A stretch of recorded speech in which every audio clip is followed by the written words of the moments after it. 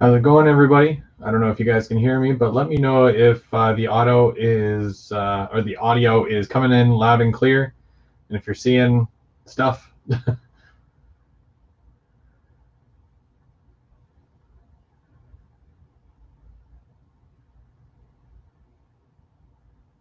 Thanks, guys. We'll get started in a minute or two here. I like to kick it off right at 8 o'clock. Thank you so much for showing up. I know a couple of you here were super early. I definitely admire that, seeing as how I'm always late. That's me, though. That's me.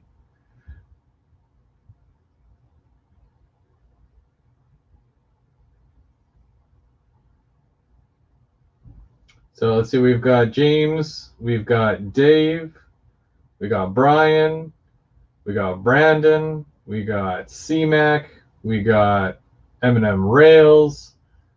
It's a full house here. Let's take a quick look over at my other cam just real quick. So this is the area that I'm going to be working on tonight, guys. I'm going to show you basically how I got here. I'm going to show you what I'm going to do, and we're going to, we're going to put it down. I guess you could say I got you covered, right? Like with, the Woodland Scenic stuff, more or less. But yeah, so I got like a bunch of stuff to show. Also, the winners from the GVO After Dark Halloween edition, we'll do those just after we get started here. And really excited, really excited. Yeah, it's been like so long since I've done one of these GVO After Dark, or not GVO After Dark. That was 2 weeks ago. Like a live stream on a Thursday that wasn't GVO After Dark. Yeah, because I couldn't run trains. I still technically, I can, but I can't. I can run it back and forth, but it doesn't really go too far. So it is what it is at that point. But I'm getting there, but I have so much to work on. So I figure, why not share that with you guys, and we can kind of do this live. And then as soon as I can run trains and I can at least get up to my second level, it'll make for some good video, and you can see all that happening live. Now, just to remind you, Third Rail Thursdays. Obviously, it's every Thursday of the month. So 8 o'clock at night. And I'm just going to put the reminder up on the screen here. Bam. There you go. So Dave A88, he's got you covered week 1. I will do the second week. And then it's over to Eminem Rails. And he'll be hosting next week. Thursday night at 8 o'clock, so you'll want to go over to his channel and then come back for the 4th and last installment of the month, and that'll be for GVO After Dark right here on Go Via or Go Home, my channel. And this month, I can't give too much away, but for those of you who have seen the post that I did on Facebook or Instagram, that's right. This month is a special episode, and it's an interview, and that's all I can say. That's all I'm allowed to say so far. If you want to know who the person is that I'm going to be interviewing, you'll want to stay tuned. You'll want to stick to the Facebook and the Instagram to find out, and it'll probably be within the week leading up to the live show.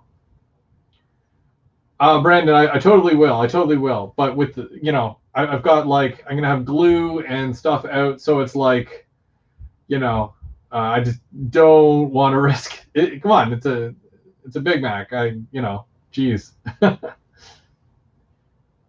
Enfield, how's it going? All right, so we're just after 9 o'clock here, or 9 o'clock, 8 o'clock here. For some reason, my laptop did not go back in time with the time change on Sunday. That doesn't matter though.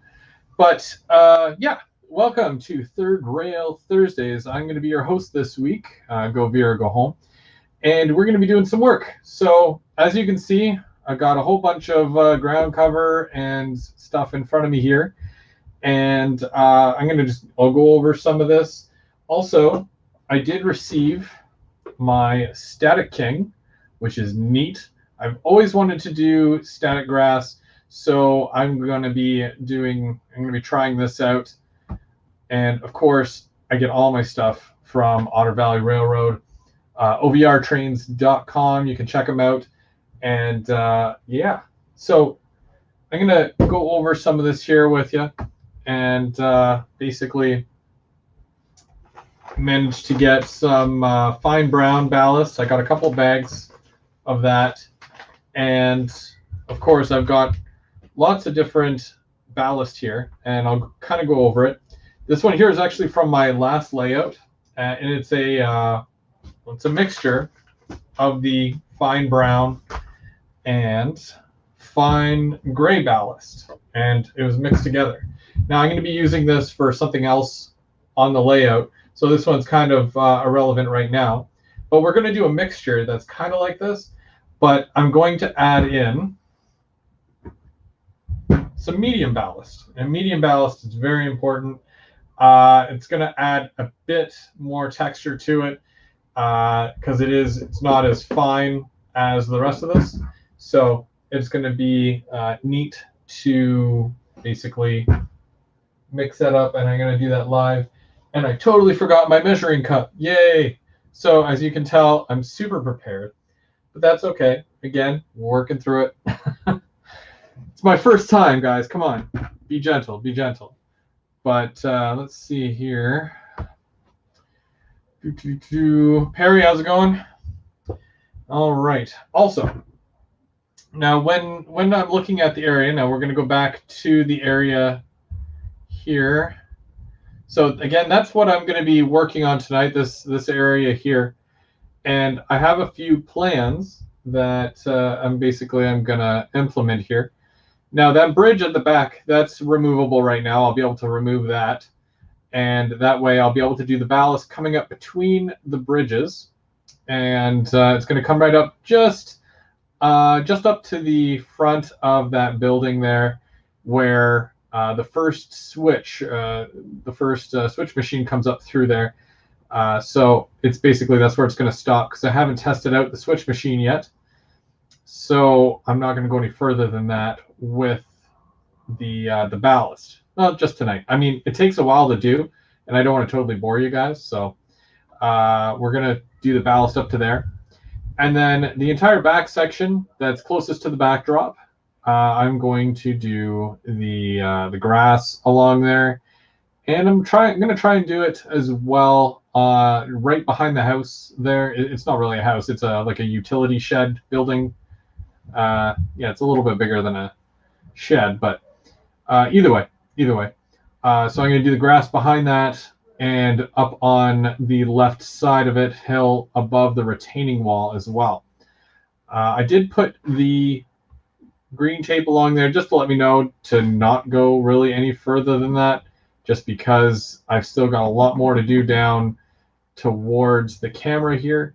You can't really see it, but I have to go do a lot more in that area before I can really proceed. But I can reach all that from where I'm sitting right now. I'm going to have to get inside the helix, which is obviously to the left there, left side of the screen, and I'm going to, you'll obviously see me in there, and I'll be working at this, for a good portion of the live. So that's where I'll be. Now, in order to do this, we've got a number of things that we need to use, obviously, in order to do that. So, like I said, we're gonna mix up some ballast, right? Which I go 50-50 with the fine brown and the fine gray ballast. So that'll be 50-50. And then I'm going to add in about 25% medium ballast. So a little bit less than half, like half of half, really, right?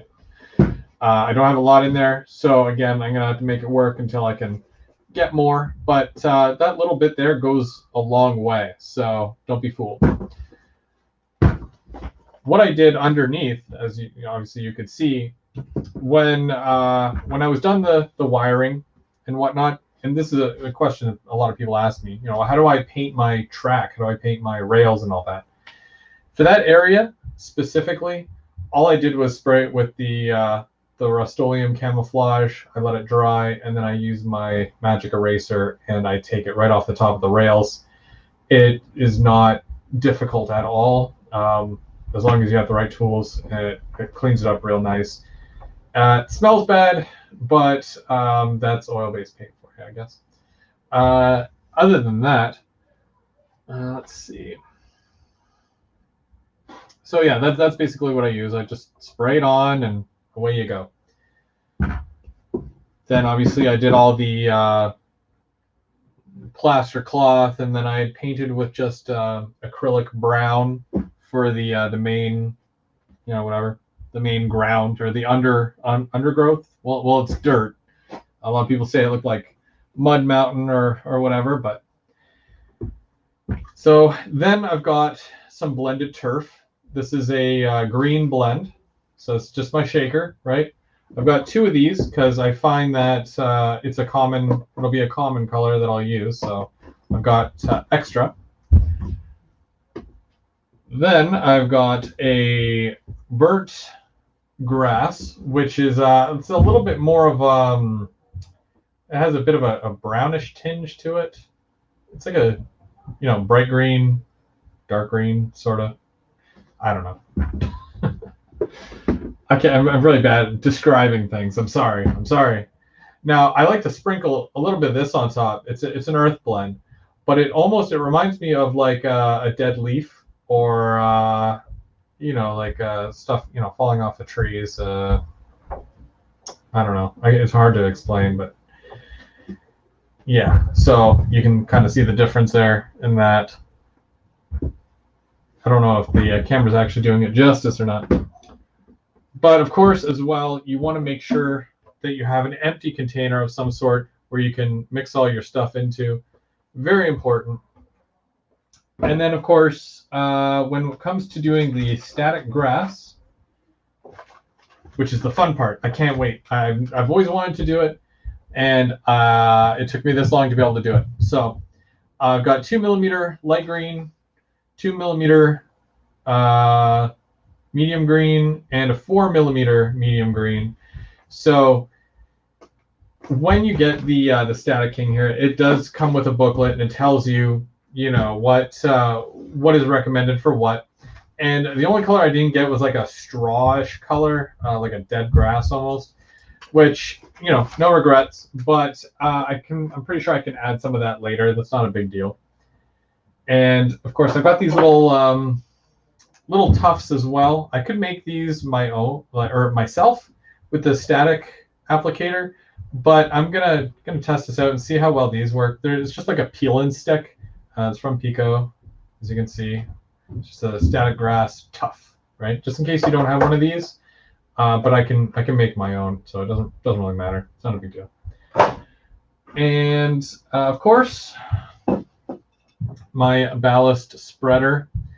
This makes a terrible noise when you drag it along the track, and yeah, I almost want to use a spoon instead, but I'm not going to bore you guys with that because this is way quicker. I'm not opposed to any of it. So next, the Static King.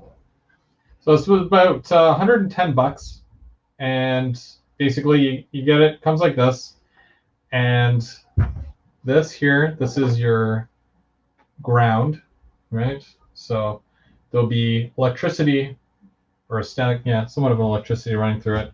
There's a little hole there. You put it through. You want to make sure that's on, that's off, and then you get the little, I think it's like an anchor of some sort. This is all metal, but basically you clip this to this, if I can even do that. Oh, here we go. Okay, so yeah, Now, the way that they describe to do this is that if you've got a section where it's all wet with glue, you put this slightly into the glue so that the current will flow through it. Sure, yeah, I'll definitely try that.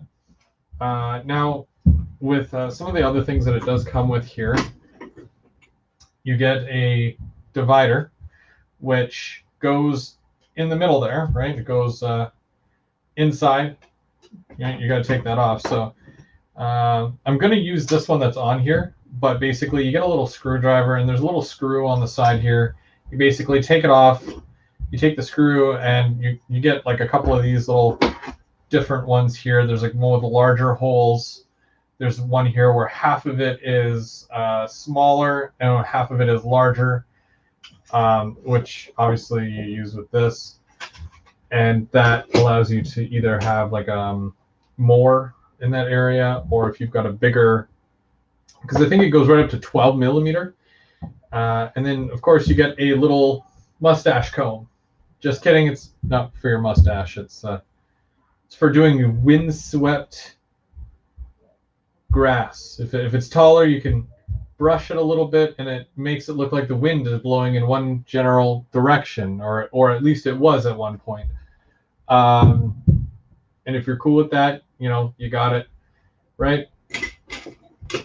And now, I thought it came with a power supply. I was totally wrong. I got ripped off. So I've got the Duracells here, and normally your power supply would plug into here and then obviously into an outlet, right? But because in the essence of time and me doing this today, and well, I wasn't about to just go and order one and then not do this, so I'm just doing batteries instead. Now, from what I've heard from a lot of people, is that they recommend using the power supply opposed to the battery. I don't know if it's because it gives it a better current, more current, or what. I don't know, but that's what all the cool kids are saying. And if they're saying that you should use the electrical pickup, I kind of go off of that, because there are probably people who have actually used it before and experienced it firsthand. So it is what it is. But I'm going to do the battery. It's Duracell, so, why not? So, Dave, that's a really good question. And to be honest, it's the whole, like, you could start a fight with something like that. It's the Dodge versus the Ford thing, right? So a lot of people will say, no, you ballast all your track first, and then you do your ground cover. And then there's other people who are like, no, you do your ground cover and then you ballast. Well, with the way that the Woodland Scenics diagram, when you read the booklet that it comes with, I know we're all guys here and none of us like to read things that are, instruction manuals. But it was actually very helpful, because what it says is that, let's say, for example, you're doing an overgrowth area. You're going to paint. Painting is your bottom level, right? Then on top of that, you're putting glue. And then on top of that, you're putting your ballast. And on top of that, you're putting, where is it? There we go. Your turf, right? And then on top of that, oh, more glue. Sorry. I'm not reading it right now. I'm just remembering it slowly. And then your grass on top of it. So that's why I don't think I'm going to get all of this done today, but I'm going to definitely do a huge portion of it, because this is technically, glue, ballast, flock, more glue, and then your static grass. So yeah, I don't know. It's very, very, like, it's a long process, and I love doing this stuff, so don't get me wrong, because everybody has their bread and butter, right?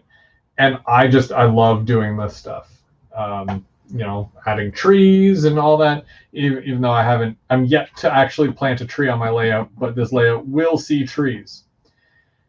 Now, whenever I did my old layout, I would do all my grass and whatnot right up to where, like, let's say, for example, and I'll use a pointer.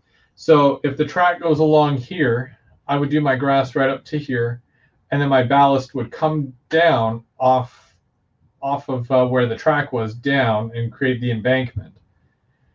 But then I would still, you know, come back and do a little bit of a light dusting over it, just to kind of make it look like overgrowth. But that's just with this stuff. Technically, I should have been doing it with the static grass, this thing. So I will probably do a bit of both. So I will put, if I can do this in a way to kind of show you, or so that it'll make sense, is that if, do I have it? I don't have a piece of track. Okay, let's pretend this is the piece of track right here. This is track. Okay. Now, closest to the track, obviously you want your ballast, right? Because the ballast comes off of that. And then I would be going the heavy stuff, which is the 4 millimeter, and then go down to 2 millimeter behind it, and then the flock stuff. So it looks like it was cut, basically, at some point. But then you have the heavy stuff in front. Mind you, I would probably mix it up a little bit. I just grabbed whatever, because that's 2 millimeter. But I would have the higher stuff right at the bottom of the ballast, if that makes sense.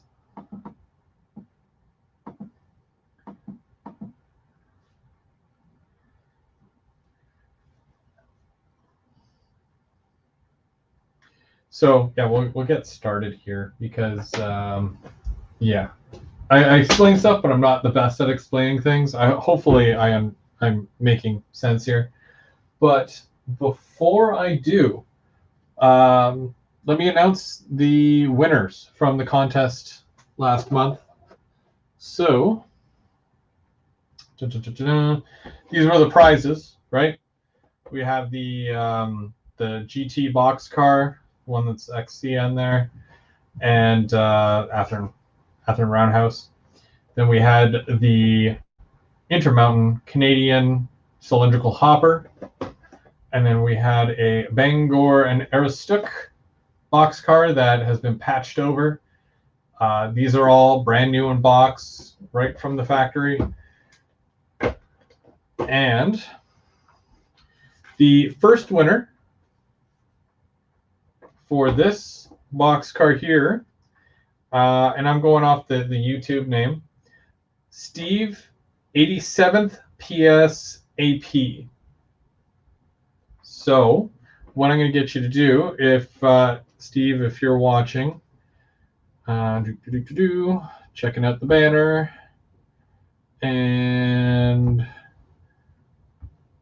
there we go. So there's my email at the bottom, Steve 87th PSAP.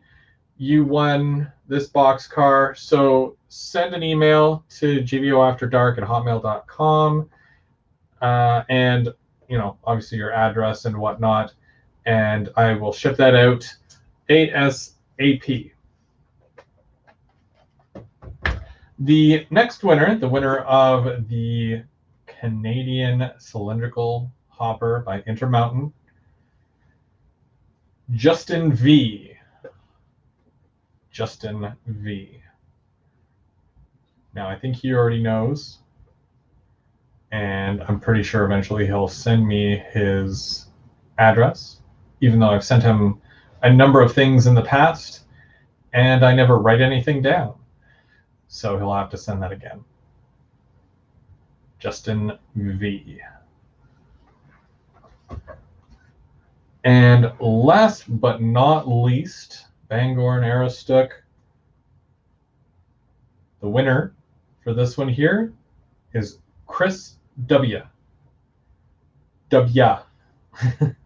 Or Big CW, as his channel name used to be.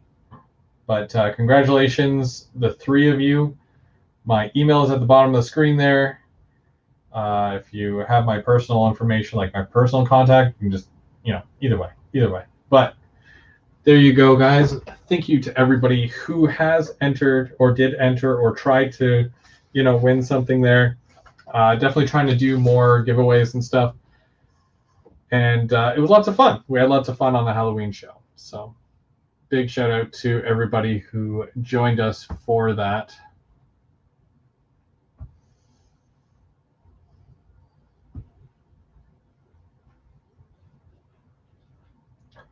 I'm not procrastinating. All right. So what we'll do, I'm going to have to move a lot of this stuff over there. So I'm going to switch cams for a minute, and then we'll get started. There we go. All righty. So I'm also going to move this over to here so you guys can hear me talking. And I'm going to move the laptop over so you guys can talk to me.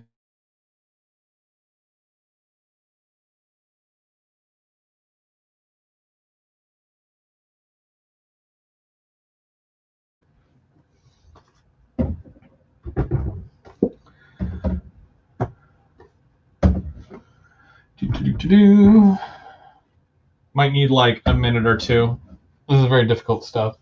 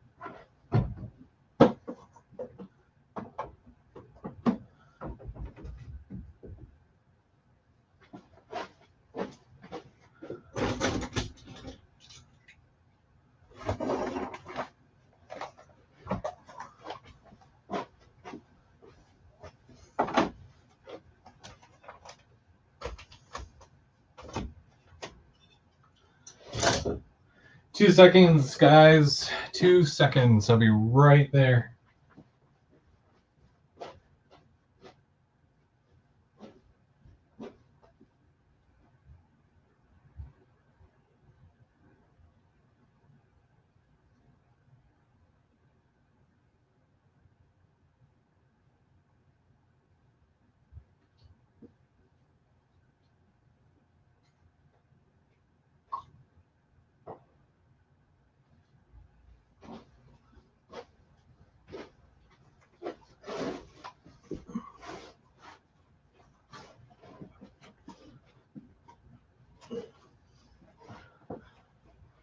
Oh, wow. Oh, okay. That was fun. Let's see here.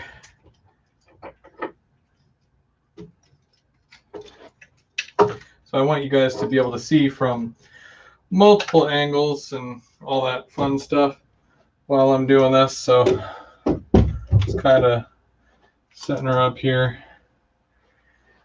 And just checking.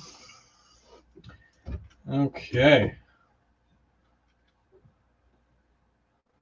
There we go. Okay. Wow. Fun. Fun. So like I said, the bridge does come out. And basically, if we're taking a look at the bridge, just the bridge, I used a foam core, right? And then these railings here are from the actual bridge kit. I don't know if you can actually see that or not. And then I've got the 3 supports on the underside. I only needed to paint the 1. So whatever thing. I'll install that after. This thing is not too important right now. I did the... I wonder if I should go back to this one. Just want to make sure you guys can actually see here. So yeah, you can see that I did the graffiti on here, and it's all clean and whatnot now. I'm gonna remove this just for now, so that I can do the work. And yeah, so we just gotta mix. We're gonna mix the stuff first. So I couldn't find my measuring thing, so I'm just using the lid from a spray can. There's no exact unit of measurement that I have for something like this, but if you ever need a measuring cup and you don't have one, pro tip: lid from a spray can, right? Let's see. So I'm going to take my empty bottle, and this is where everything is going to get mixed into it. I want my fine gray ballast, and I'm going to fill up my cup. There we go. So I'm going to fill it up, fill all the way up. This counts as one, more or less.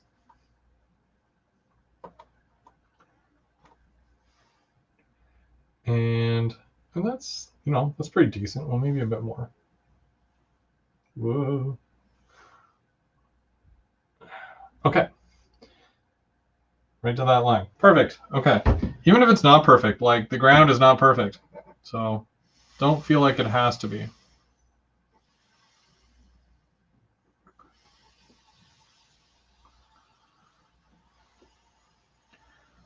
Okay, so I'm doing one of those.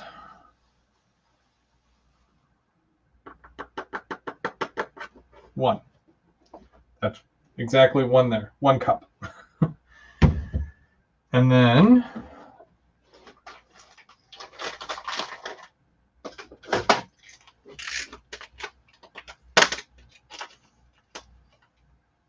I'm going to do 1 cup of the brown.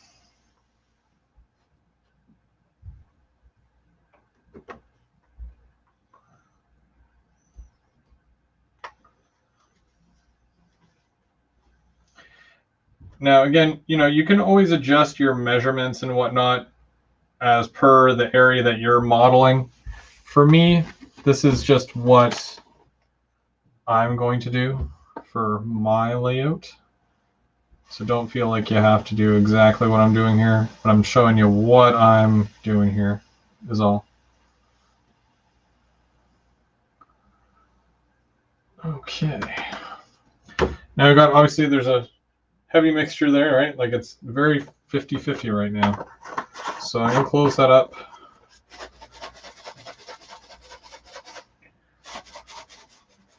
Going to make sure that it is mixed all the way through.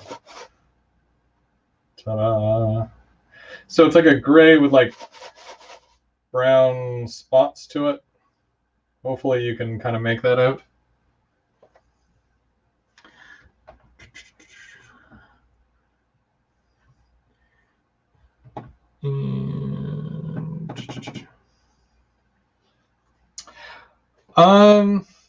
Yes and no. I mean, again, depending on the area, but this here, this has a couple of different grays in it. This is the medium ballast. So I think this is where the darker spots will come in. But the thing is that you don't want to mix this thoroughly with the other two. So once I put obviously the other stuff down, so I'm not going to add as much to this one here. This is like, I have to do half a cup here. So I'm basically doing it to there, which I feel is half a cup. And this is the medium.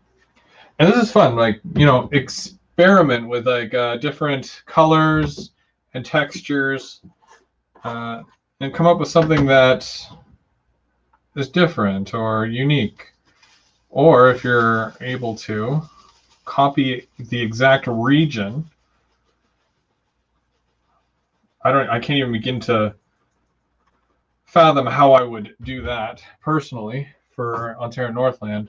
But I run such a strange, group of trains. Well, some of it's strange.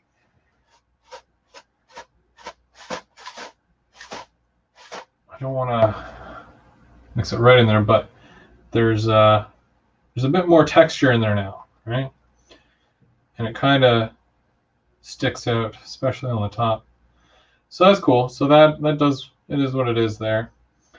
Now this is, I mean, that's probably more than enough ballast to get, all the way to my yard probably. So I'm excited for that. So that's good. So I've got lots there, and I'm just waiting to add that.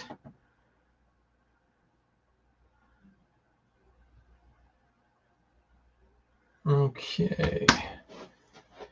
So next up, we want to do all of the back section there because I want to get all the grass and whatnot. So I'm just going to switch to this one real quick. Bam. Okay. So I kind of have to get in here. And I'm using dollar store glue, right? So, whoop, where is that? It's dollar store glue. And okay, so it's got that. I've got a number of different paint brushes, and they all do different things, which I can get to as I'm doing it. So the first thing that I would want to do is I want to do my main cover.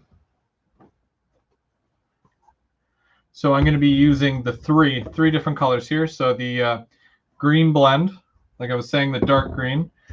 And then to lighten up certain spots, it'll be the burnt grass.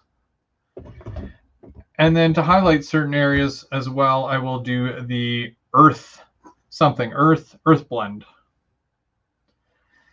Another thing you want to make sure that you have on hand is alcohol. The rubbing alcohol, not well, I mean, a beer never hurt anybody, but this is 99 or 98 point something percent isopropyl. You can get from any drugstore.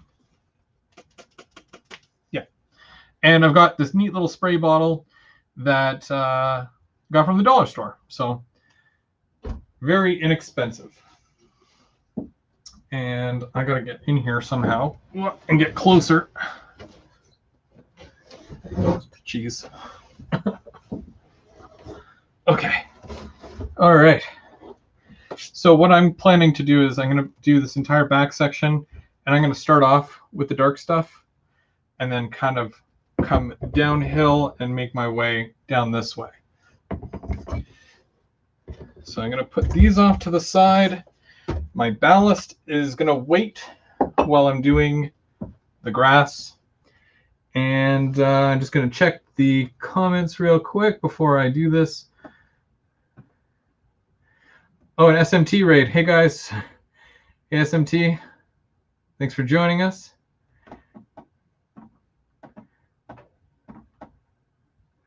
So we're just doing some work on the layout. All right. So here we go. Now I'm going to use a bit of a bigger brush because I want to be able to cover the area with glue. So it has a big old end to it, and it's soft, right? So I'll start here and then go this way. Glue. Yeah, it should be glue. Should be. So I'll probably do. So I like to do an area like this, roughly, at a time.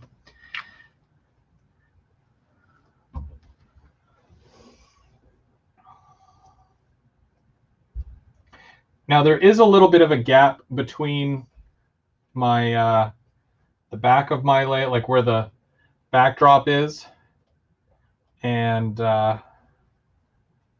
where the ground kind of ends. So I don't have to worry too much about getting glue all over that. But if you do get worried, you can always just put a piece of paper or something in there. It's yeah, you just want to make sure that the backdrop does not get ruined. Whatever you do, don't ruin your backdrop.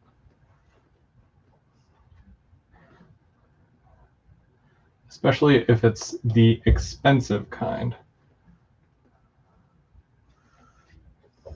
All right, so spread the glue out, and I'm going into sprinkle mode. You don't want to really overdo it, but you want to make sure that there's a good amount of coverage.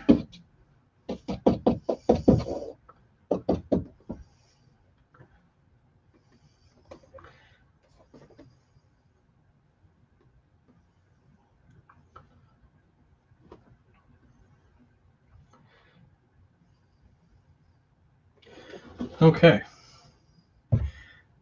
So now the glue is going to soak that up, but to help it out a little bit, you want to just give it some spurts, and that'll help to dampen everything, and then it'll all absorb as one. So after doing the dark green, and I'm wondering if I can do this and give you guys a kind of like a better cam shot here.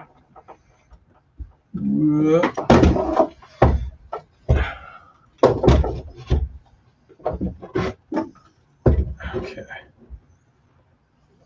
Let's see if we can do this. Okay, almost.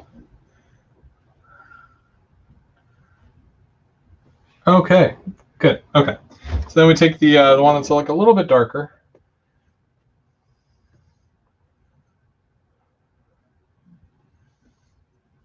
Now sometimes you got to do like a couple layers of both, just to kind of let it work out, and then you can always go back over certain areas and lighten it up a bit again.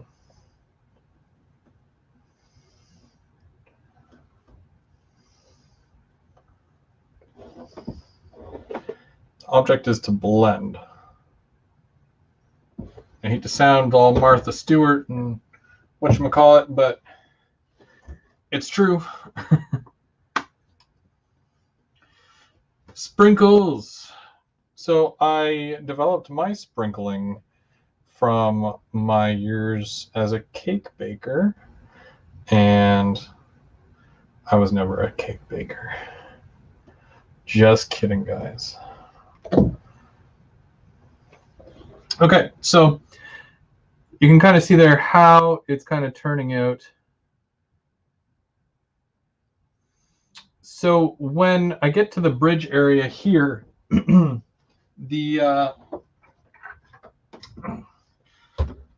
there's not too much of a gap between, oh, I guess you can't see that. Okay, there's not too much of a gap between the grass, which is like going up to it, and then that. But what you do is you take your static grass and you put static grass right along here, and it hides the seam. Or you get the small bush and you put the little bushes right along here with some bigger overgrowth, and it totally hides this all together.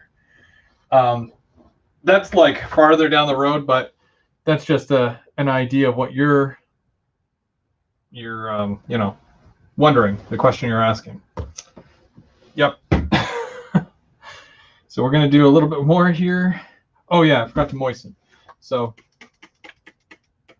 after you do your layers, do not forget to dampen it a bit. When it dries, it'll dry like a little bit brighter, obviously. And then we're going to go back and we're going to do a bit more. So we're going to run glue like this.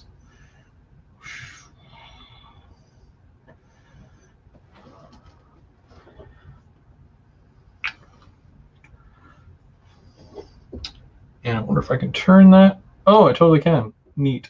Neat. All right.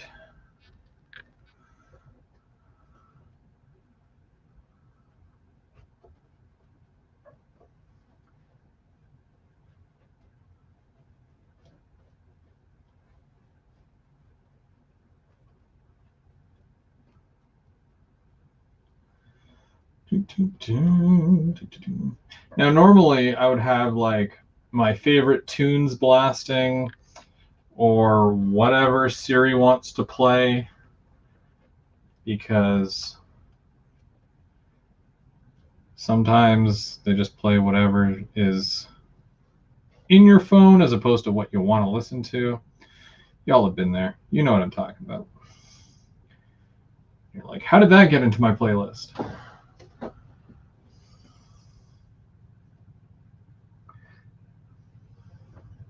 Okay. And we're going to hit this again with the green.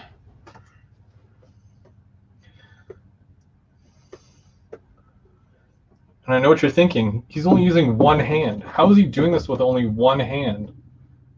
You know, not pro or anything, but watch me go, you know.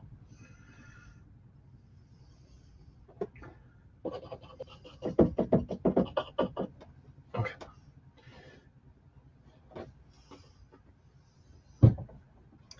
Like I said, this stuff goes a long way. So you can be as, I mean, be generous if you want, you know, but not to be overly generous.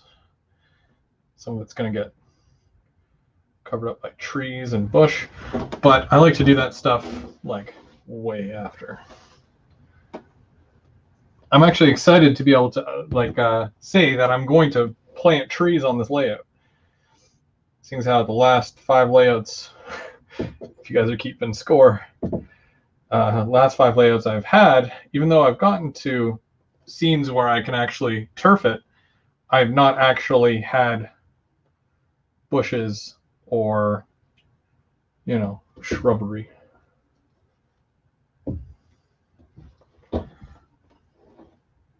I'm just going to do a little light blasting here with the dark green again. Now, obviously, when you have it lower, right, you're doing a smaller area, which is very precise. I like to hold it up like a good 12 inches. That way it almost falls like snow.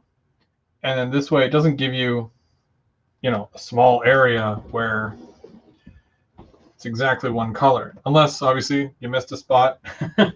Then you just want to sprinkle a little bit.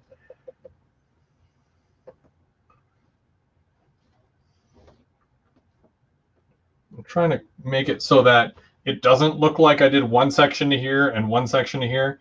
You want it to look like you did one entire section. So that's the other side of it as well. It's very tricky sometimes. I'm going to go a little bit further here. And we're going to switch over because I'm doing right up to here.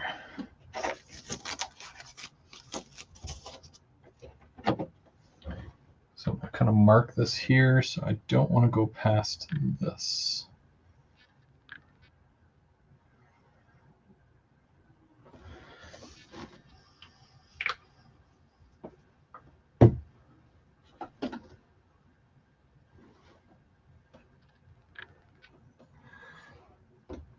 All right. People in the chat, how's it going? Let me know if it's your first time here. Always excited to meet new people and share this awesome hobby that we have here. I don't talk about it with anybody else except my train friends, and just don't think other people might understand. But I'm sure a lot of people feel that way.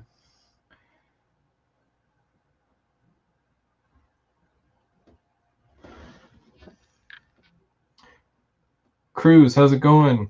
Thanks for joining us. I try to do, you know, lives here and there. Me and a couple of the other guys that are in the chat right now, you'll probably see them chatting. M&M Rails, and Dave A88. We do live streams, the three of us, consecutively every single week. So if it's not me, it's Dave or it's Mark, and it's always Thursday night at 8 o'clock. So if this is the kind of thing that you like to see, if you like to see trains running, and we do a lot of work on our layouts, we're all roughly at about the same spot, I think. I mean, the other guys can run trains. I can't. I can, but I've got 2 more levels to go up, technically. But if you like seeing this stuff and you want to hang out and have a good time, then definitely don't forget to like and subscribe and get the notification so you know when we're going live as well.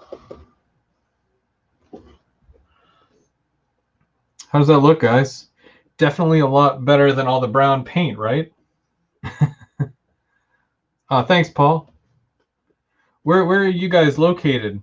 For me, I'm in Ottawa, Ontario, Canada, and it's been all right outside. I can't really complain about the weather. I mean, it's Canadian weather. It's very unpredictable, right? You're going to see all 4 seasons in one day. I guarantee you. And if anybody says differently, they've never been to Canada. Dennis, you know what I'm talking about. I see you there in the chat. Thanks, guys. And like, honestly, like I've been doing this, like this is like mindless work. I'm not even like thinking of what I'm doing. I'm just kind of doing it. Sometimes in the hobby, that's what you got to do, because I could sit here and I could stare at it for hours and it never changed shape. It never changed color. It doesn't do anything. But when I'm just like, oh, okay, well, I want grass in this area. No problem. I'm going to add some glue and I'm going to make like a very lame Taylor Swift joke and shake it off, but I'm going to cover this entire area here mindlessly, and it's going to change everything about the look of this entire area just from adding 3 or 4 colors of grass, basically. Now, one thing that I don't have that I really want to get is the little vacuum. That's right. Ooh, that was the glue. There's a little vacuum that Woodland Scenics has. I have one on order, so I'm gonna get it, and it's really good for when you are doing like, you can use it on ballast, but it's more for like the grass and stuff. And basically, all it does is once this dries, you go over it with the little vacuum, and it's that big, and you just go over the area. It picks up all the stuff that wasn't secure. Which, by the way, I totally forgot to blast this again. You guys are forgetting to tell me. Unless you guys did and you were like screaming, but I can't hear you. That's fine. I forgave you this time. But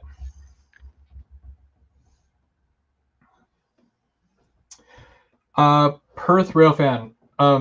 Yeah, Bubs is right. Mine's very 50-50. So I'm basically saying that because I mostly run Ontario Northland, it's a big area. The problem is that obviously between towns, like it rolls through towns, and there's lots of bridge, scenes and whatnot. It's to fit it in the area that I have, like exactly, would be like there's no way. There's just no way. If I had like a warehouse, like give me a chop saw and some lumber, and I'll do my best. But yeah, I'm just taking bits and pieces and kind of rendering it so it's like my version of that. But I also run things like Go Transit. Now, For my second level, because I have a lot of passenger trains, I'm going to be doing what would be technically, well, sorry, the bottom level, Engelhart. Now, when you look at an actual map and you look at Engelhart, when you go, I want to say south, when you follow the track south of Engelhart, you eventually get to North Bay, right? Now, with the way that my layout is, it's, I don't know, if you think about like a dog bone, but like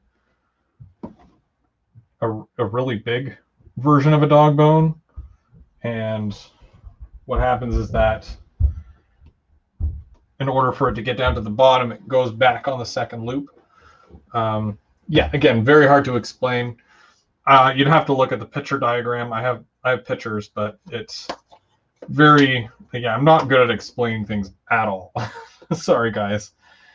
Yeah, you just have to, watch and follow along, and then you'll get it. You'll get it. You'll eventually see what my master plan is here. If I've actually got one. I don't think I actually got one, but I mostly have an idea of what I want to do. It's just, implementing it, right? That's a big part of this. Taking that little thing that you see in the back of your mind and then just not just putting it down on paper, but implementing it into what you were doing. So, yeah. That stuff.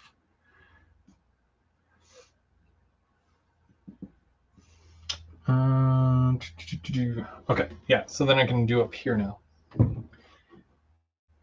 But as far as now, like, some people are wondering why I'm already doing this. If I can't even run a train, what's the point of doing this?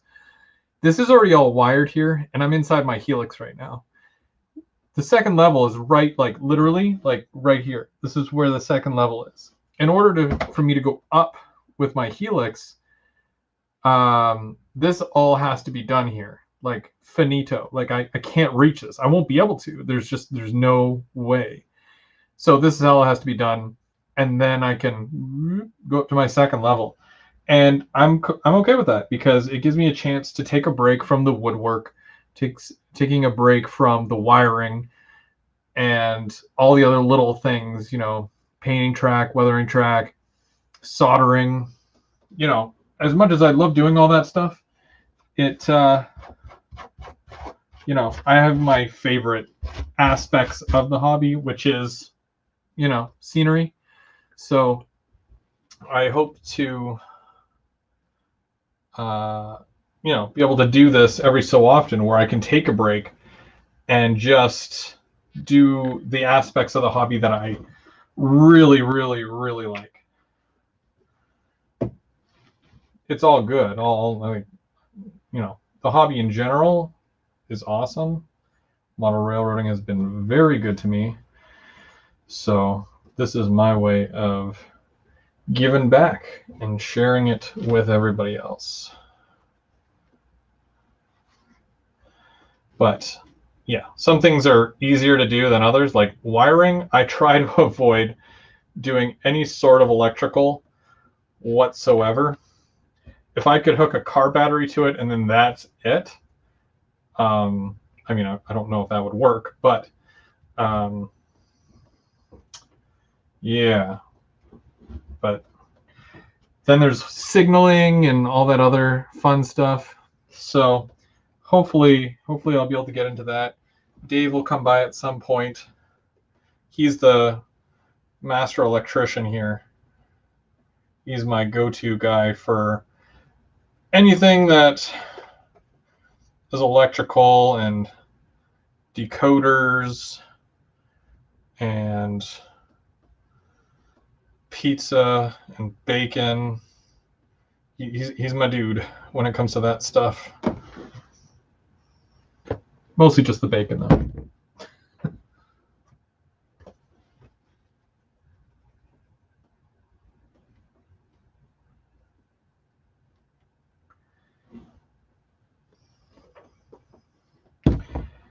Again, there's no real there's no wrong and right way to do this. I mean, you could do it all one color, but it just doesn't add the oh, here comes my French, je ne sais quoi, as they say.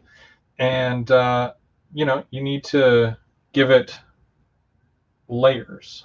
It needs to have the layers, otherwise it's not gonna be as pretty as it could be.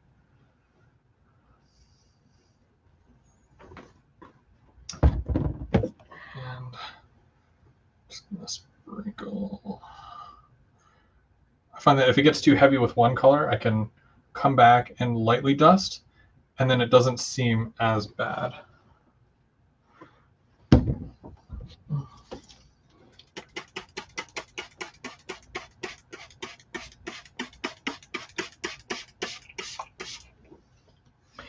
Whoop. Sorry, hopefully that wasn't too loud. Wee. No, really, guys, I have to take a bathroom break. Just kidding.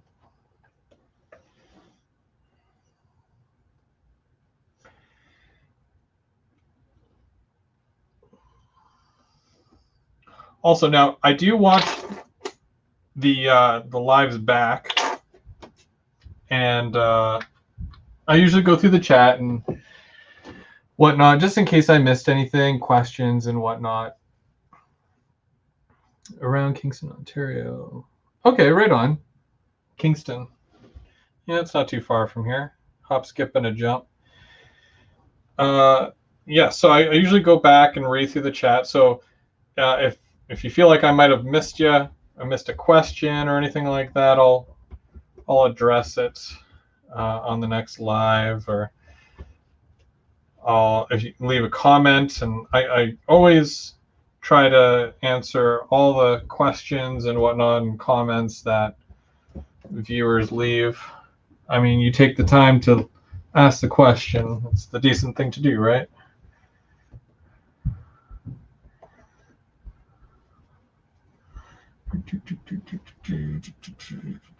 Once the bridge goes in, that's like the final piece. That's like the cap. You cap it off, and there you go. I'm just excited to be able to start the second level at some point because it just means more track goes down, the train can go a little bit further, and it's one step closer to being done. Which, I mean, are we ever really done? It's one of those things, right? A lot of people ask, are you really done? And honestly, probably not. There's so many little things, and people tend to go back and they do more stuff, or they'll fix up something, or let's say I get really good at doing something that I learned along the way. I can go back to certain areas later on and redo it in the better way that I learned how to do. So really, you're never really done.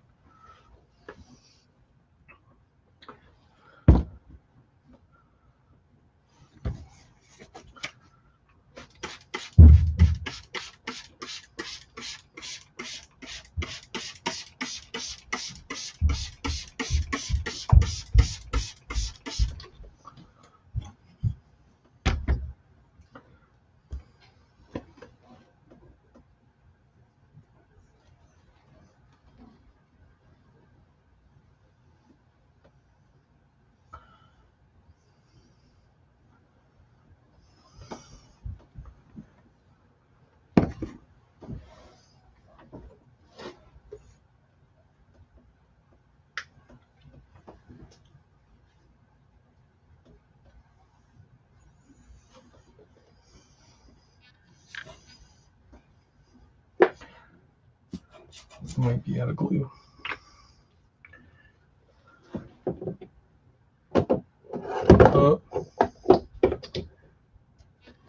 That's why I got backups for days. Oh, that was a water. Fun. I grabbed the wrong one. Okay.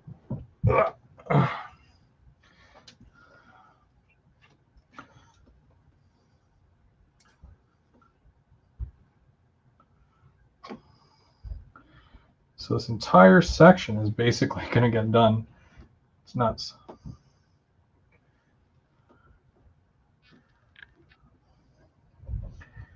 Now, a lot of people will also use like a Mod Podge, which is like it's a different kind of glue.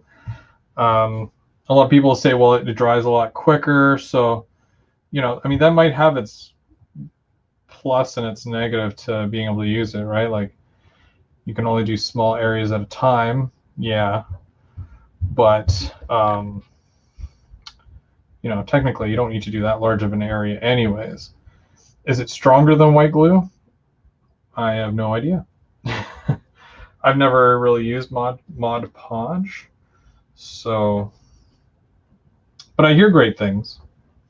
You know, it's something that a lot of hobbyists use, not just model railroaders. So, and then there's Mod Podge that you can get, and you know, you make water with the Mod Podge. I hope I'm pronouncing it right. Mod Podge, Mods Podge, Moz Podge. Yeah, I don't know.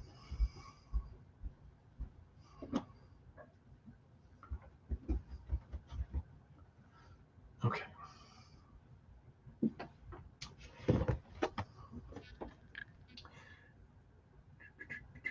Whoop.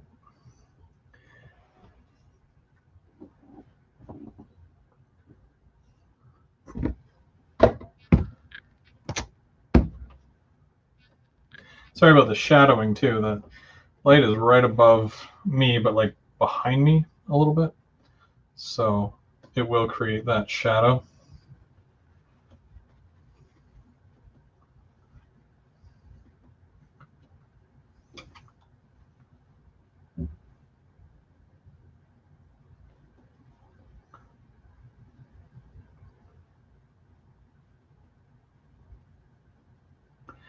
So I just use this as the base, basically.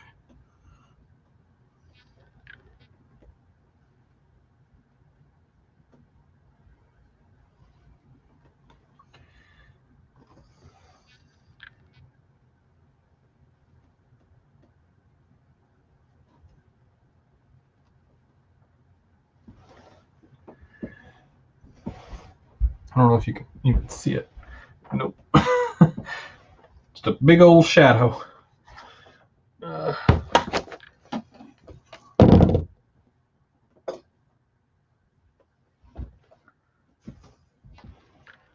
there we go.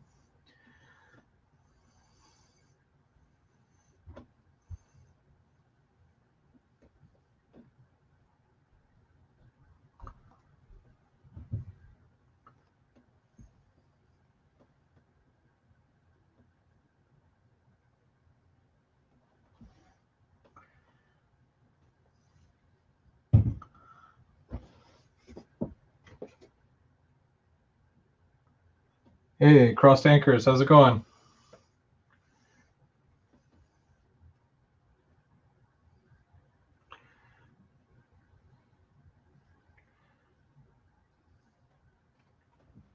So just adding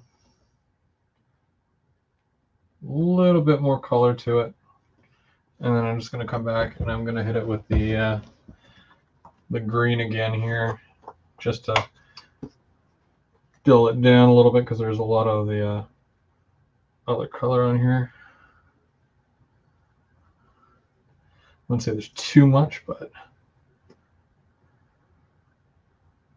just enough. How's that look, guys? It's weird for like, you know, plaster cloth with, you know, the, I use the cardboard weaving.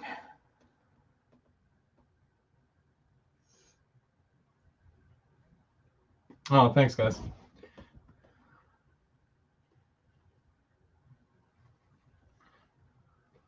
All right. And then, of course, again, isopropyl.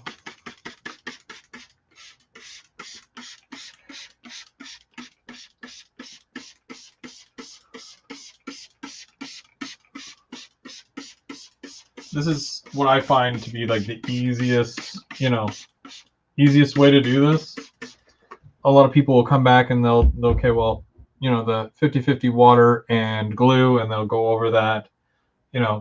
That's fine, but I put enough glue on the bottom and it all soaks it all up. So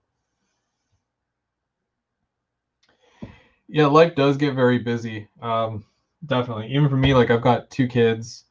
My wife has literally been working like 7 days straight because like she's got 2 jobs now. So yeah, it's nuts here. I still work at home, which is good. I don't really get out much unless I'm taking somebody to work or somebody to school, but that's the life I chose.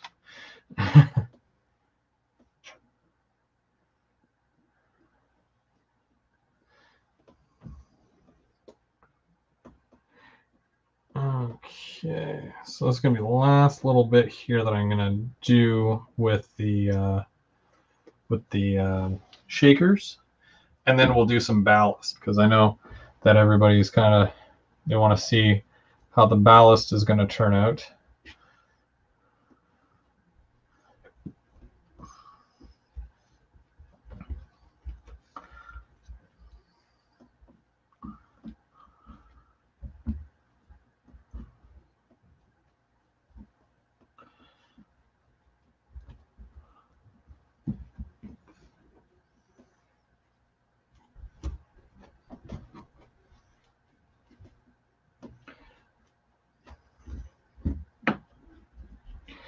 Doing the brush as well, if there's any like little tight areas and whatnot that, let's say, the spray might not get into, this will help to actually like fill it up a lot better, right? You get all the nooks and crannies.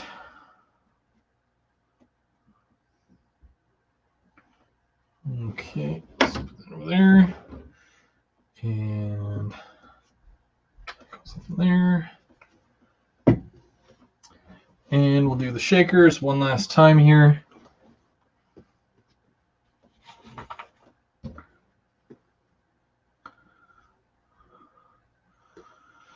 Again, it feels so good to get this done. It seems like it was like weeks ago where I was just like staring at it, and this was completely like empty. It was nothing here but the track, of course.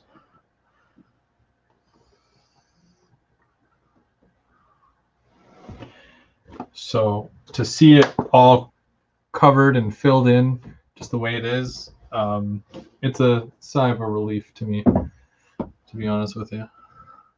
It means that I'm getting somewhere.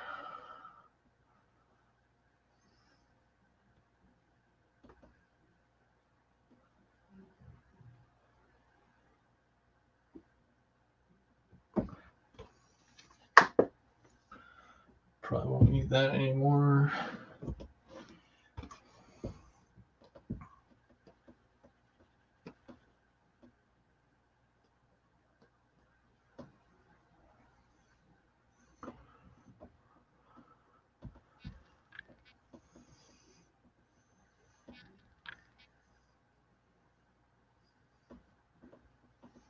Some of this here I'll come back and do. And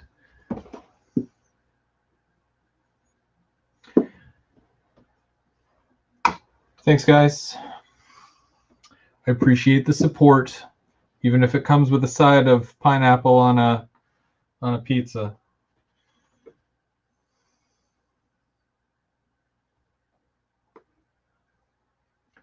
You know who you are. You know what you've done. To everybody else, you have no idea what I'm talking about.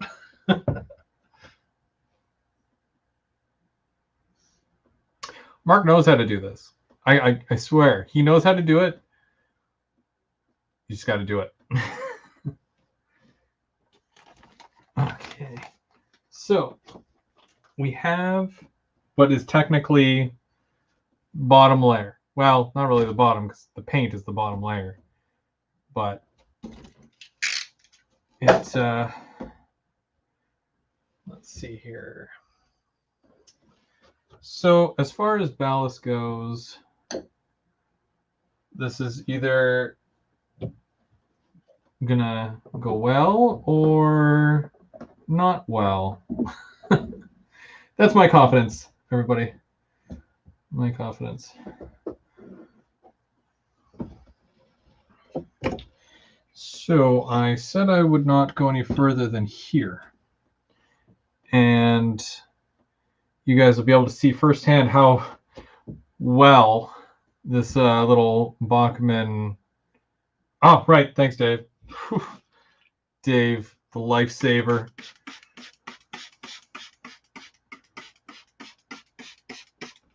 That was a close one. See, I'm kind of half watching the chat, you know? Like, I can only do so much, but at the same time, you know? Now, I do want to take a little brush. Where's the one that's hard?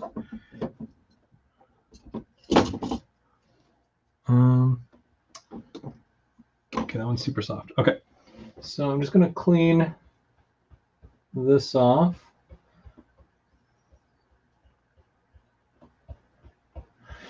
By the way, this little retaining wall here is from the Walthers kit, the city retaining, or what is it? The train station, the elevated train station. Wow, that took a lot to get out.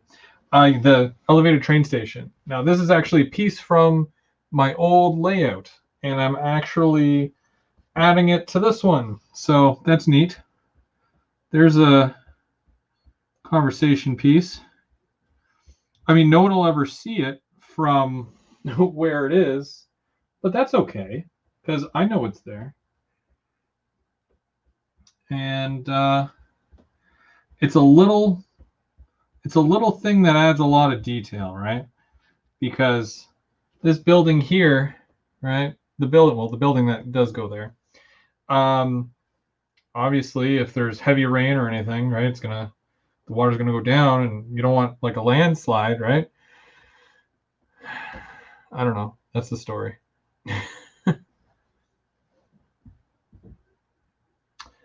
I've never made a tree. Yeah. So we'll see how that goes when I do that. Because yeah, I haven't done any yet, so. Blue. Blue.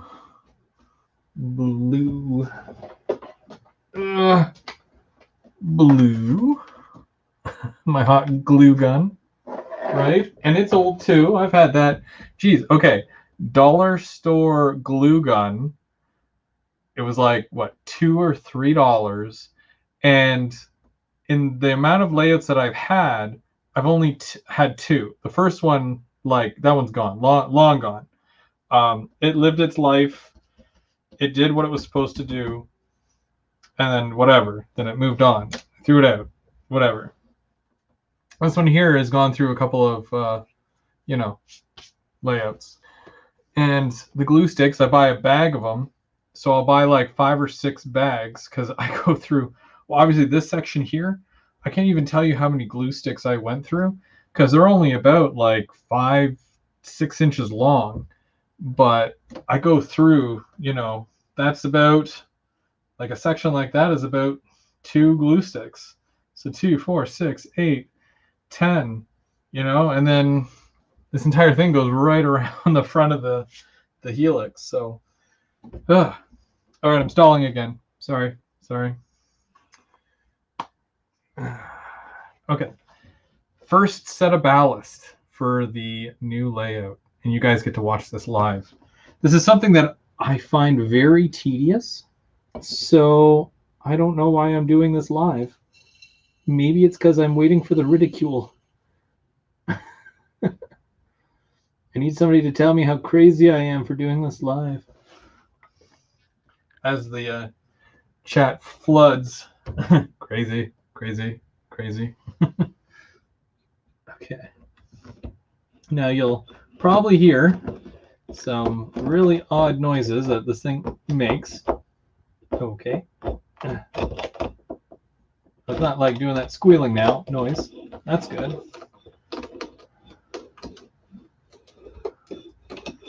Oh, there it is. Okay, and that's garbage. Now I use a super soft brush here, and I just clean the middle. And I'm going to push it this way because I don't want to go towards the switch. I still have to test the switch. So I want to make sure that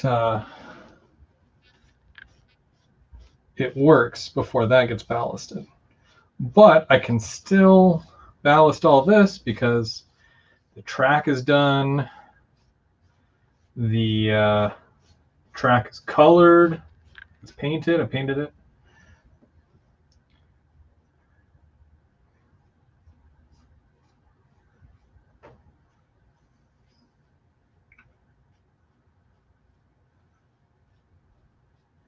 The thing is, you have to kind of come back and you have to hit it with like more, which isn't really necessarily doable sometimes, unless you have like a spoon.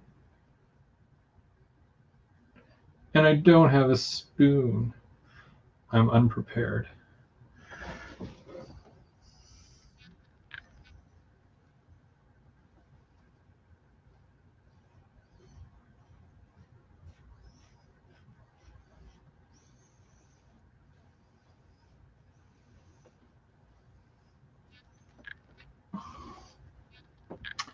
Okay.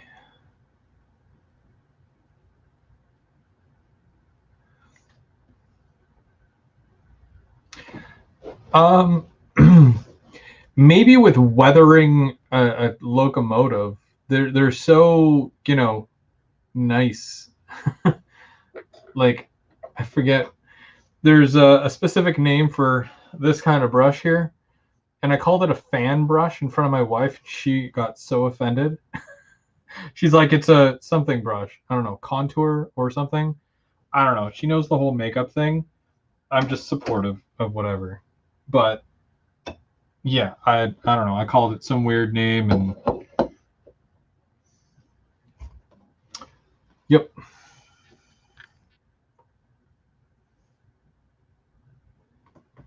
Well, see, that's another thing, right? Because a lot of people will say, well, do I put my rail right down onto the tabletop or do I use cork? So that strikes another kind of, you know, interesting tidbit because, I mean, I prefer using cork. A lot of people just, like if you've seen Lorne's layout, Lorne from Otter Valley, he doesn't use cork roadbed. He puts it right down onto the top of the layout. So, I mean, it just means that there's so many ways to do one little thing. And, you know, kind of makes you feel like there's no right or wrong way here. Unless your ballast thingy is screaming at you.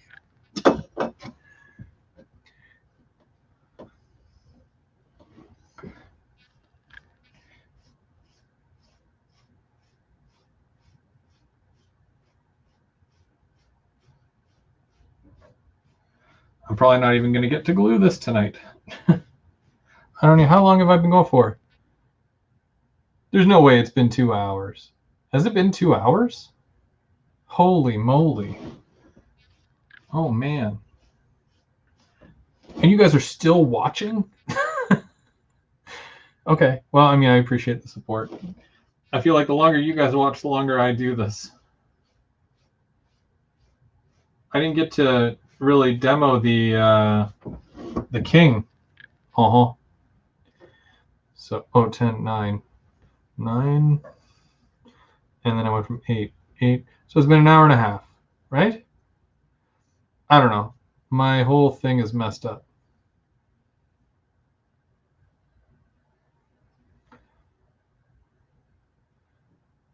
Okay, well, yeah, okay. So I mean, yeah, my StreamYard is saying I've been going for 2.5 hours.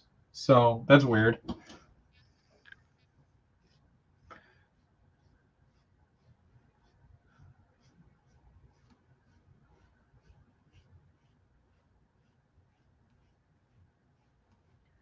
It just goes to show that like this stuff, it's not like not a 2-second job, you know. It's a lot to it.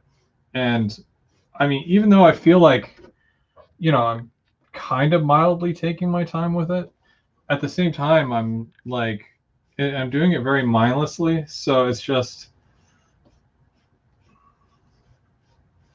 kind of working at a pace.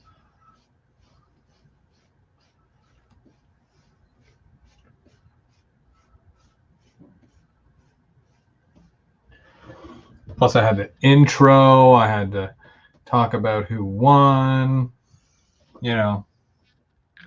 Had to say hi to everybody.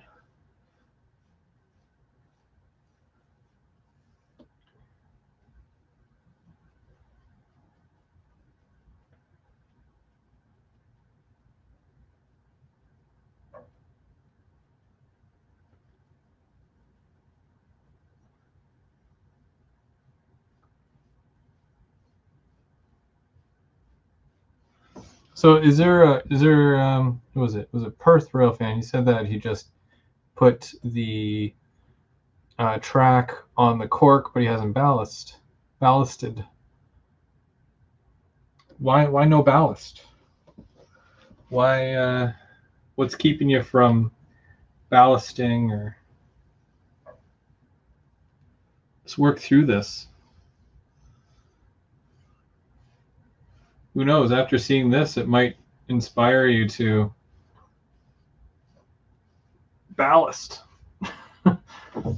or do a live stream, or I don't know. I mean, like when you look at it, like one of these bottles, depending on where you get it from. So I get them from Otter Valley, right? And $14. $14, and this goes a long way. Like if I did, the whole thing, that would go a long way. There's other stores that I've gotten stuff from, and they want like $5-6 more. Don't even know where it is. There's one. It was like $18.99 or something. I can't remember where it is. So it's probably it's probably one of those. But yeah, like, so I get all the stuff from Otter Valley, and I'm actually saving money by doing that. Believe me, I don't like spending a lot. I'd rather buy more things and spend less than buy one or two things and spend more on those items. Model trains for you. How are you tonight? We are, well, I mean, if you're just joining us, you missed me. I did all this here, all that, and all that. And I'm just putting in some ballast. Doing the fun stuff. So what I'm gonna do, because I'm not getting enough ballast here on my first run, I'm gonna go over this again. And yeah, some of it's gonna go in the middle. Which, I mean, I don't really care if it goes in the middle, because when I'm brushing it, it's going to go, and it's either going to go off to the side, or it's going to go off to the other side. But yeah, so just gotta make sure that there's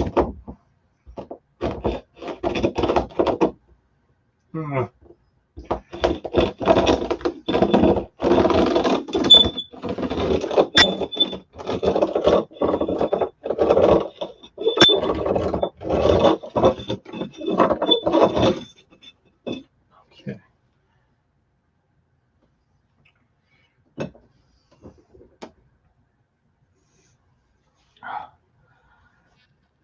Thanks, Cornell. Yeah, right. Like that's the beauty of adding ground cover. That's exactly what I try to instill in people. Because honestly, like if if you're just running a train on wood or the infamous pink foam, Candyland, it people tend to lose interest.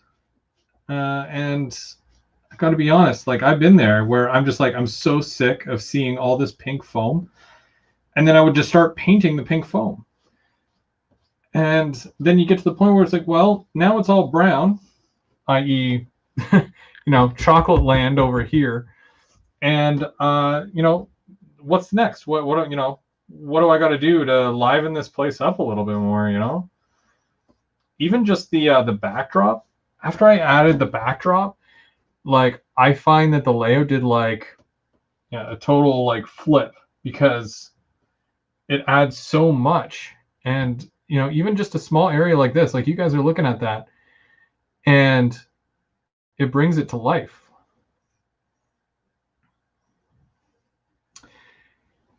Yeah, Dave, like I've heard of that too. Same thing with kitty litter. I mean, you can get a big, like I have a cat, and that's how I know this. For $16, you get a big box, and obviously I filter it and stuff. Take out the really big stuff, or if they have those little colorful, anti-smelly, whatchamacallit in it. I don't know what they're called, but yeah, if you take out all that stuff, you've got a pure sand that you could potentially use as ballast. I just wouldn't want my cat jumping up here and being all like, "Oh, potty time," right? And I mean, it'd be glued down, but then it would be a whole other chocolate mountain, if you know what I mean. Terrible, terrible jokes. I think my cat is genuinely good. Like she used to jump up on my layout when it was like how many layouts ago was that? Jeez. I just remember the first time that I had a bunch of you guys over, and I think I also did a live stream. So we did a live op session. I think it was Dave and Mark came, and lo and behold, my cat gets up onto the layout and decided to throw up or hairball or something right on my HO scale KFC. Apparently, cats don't like KFC, just like some humans doesn't agree with some humans either. So that was embarrassing. Not for the cat, though. I don't feel bad for her at all. But yeah. No, I think she has got like digestive issues. So I don't know.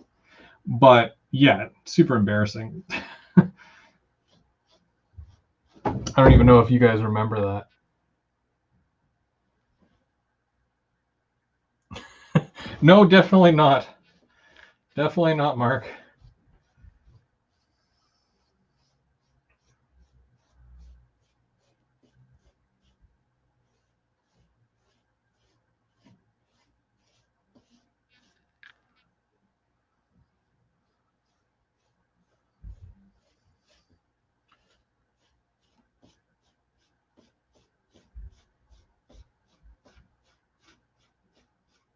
The thing is that with the front line here, the very first one, because of where I'll be standing or where anybody would be standing, I don't really have to go too far back in here because you won't even see it. The important one is the far one, the back one right here. I'm going to have to go a little bit past, maybe right about there. Yeah. And then also, before I put the bridge in, I'm going to come back and I'm going to actually weather this as well. Well, that's loose. Why is it loose? Oh, well. I thought I hot glued it. Must have come undone. Dollar store friggin' whatchamacallit? Glue gun. No, glue's glue. Or is it?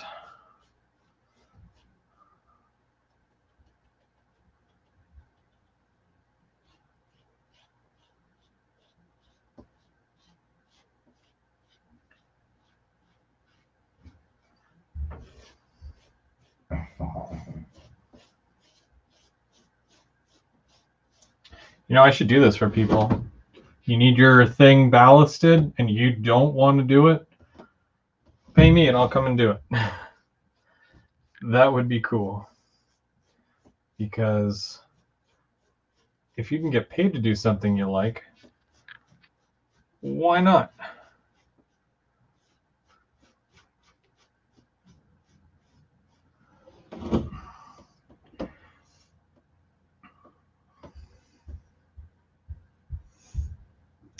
Thanks for coming out, Dave.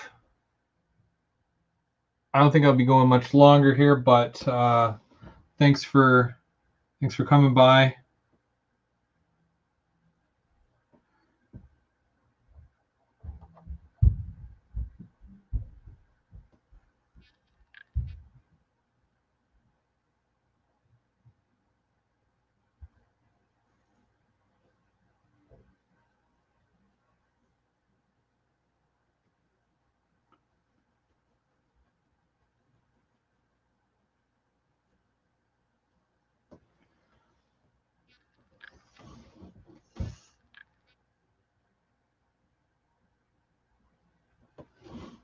I have to do a second hit with the second track here.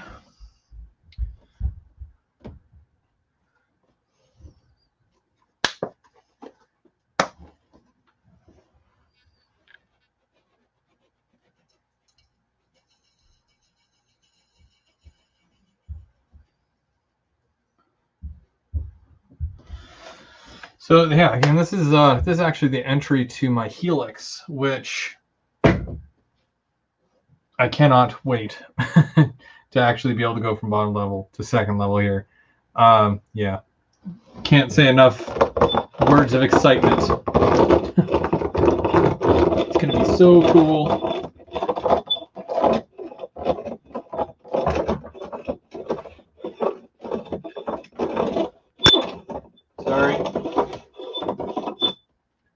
Sorry. If only there was a way. Just kidding.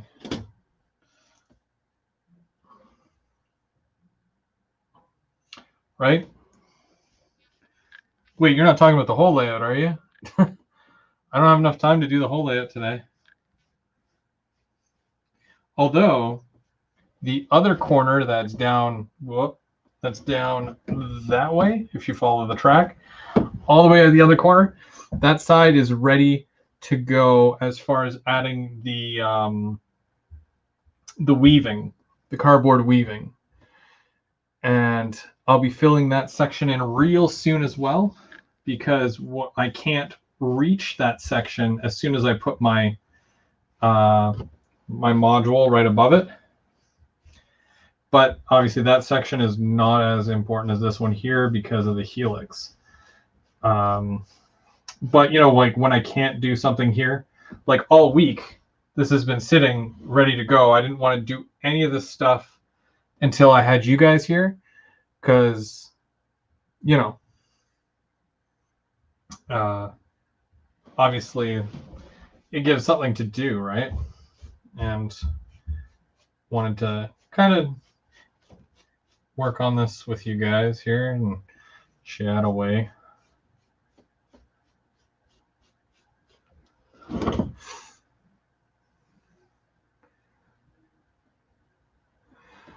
Oh man, yeah, taking a look at the new Go Transit bi-levels, like, I'm super excited. Probably gonna get a bunch. Yeah, and especially with the fact that Athearn basically pulled theirs from their website even before Rapido announced theirs. That's a red flag. So I doubt Athearn will be doing more.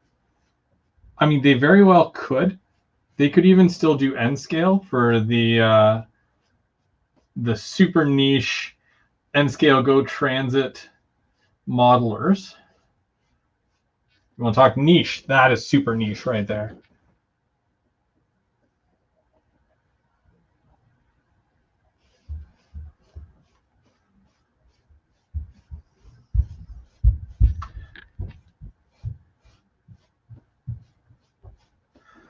But I can guarantee you on the next live show, on the next GView After Dark, I'm definitely going to be talking about those buy levels because they are definitely going to be a must-have. And especially with the F59s coming out, I mean, that's super modern right there.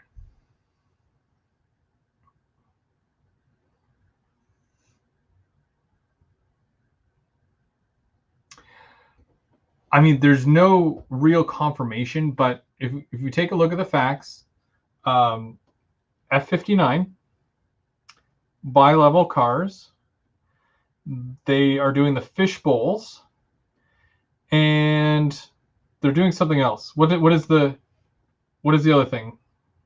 What am I missing? There's another Go Transit thing. Oh, I wish. P42. Oh, via P42. Sorry, I thought MP40 something. I hope they do that. What was it? The MP40, MP40, MP40 dash something. I can't remember. The one that True Line Trains did. True Lies Trains.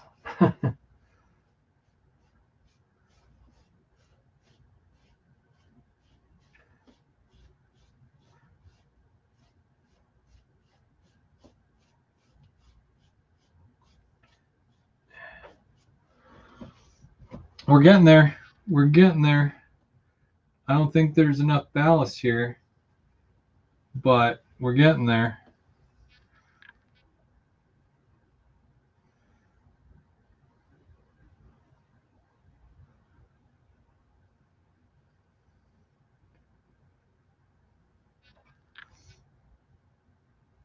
This takes like so much patience.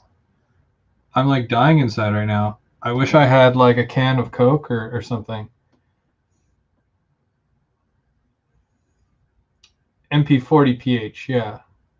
The MP40 THC. No, wasn't it GP40? GP40 TH or something THC. That's another one. I really hope.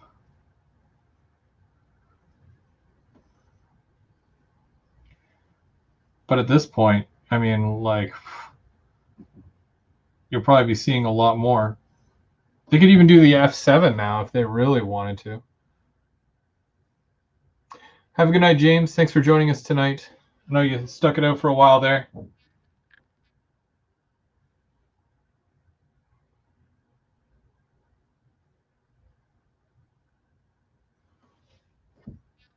Yeah, I definitely need more right along this edge here, but I don't have a spoon to do it. So, yeah.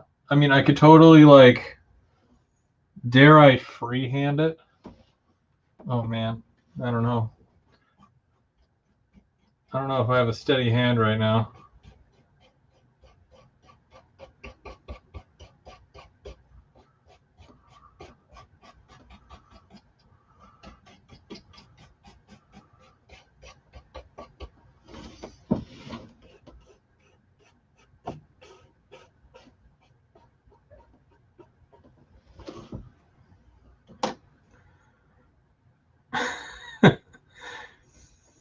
Hey, Rail Fan Man.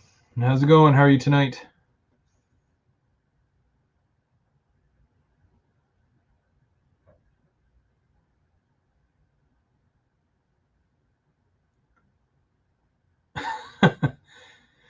Perth Rail Fan, they literally They literally, within the last week, just announced that they are doing the bi-level cars. So, wish granted. If that was a wish, I'd wish for that. What am I talking about? I have been wishing for that. Okay, I'm gonna have to move this camera though, because I gotta get like right in there. So we're gonna do this for a second. Bam. I love having multiple cameras. And what I'm going to eventually do, just to tell you guys, so you guys are aware, because the layout itself is 3 levels. I plan to have a camera on each level.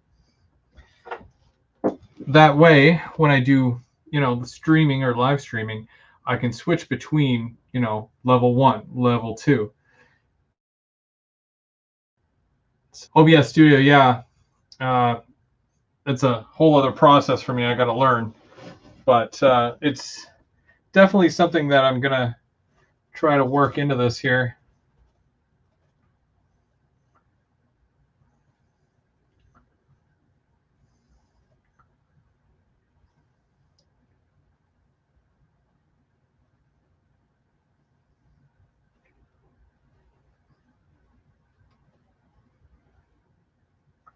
There, Brandon, I'm doing it freehand.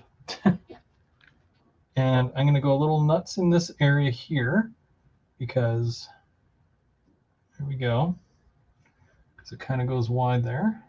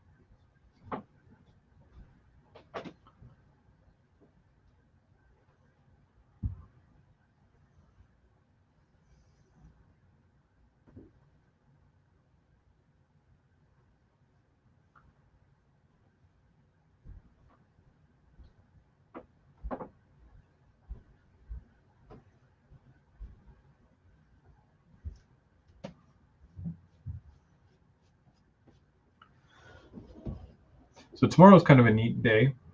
My kids both have a PE day. So we're going to go out to Smiths Falls, and we're going to check to see if there's any trains out there, because they are yet to see any trains in real life. So hopefully we have a couple of trains that we catch, and hopefully it's a good day.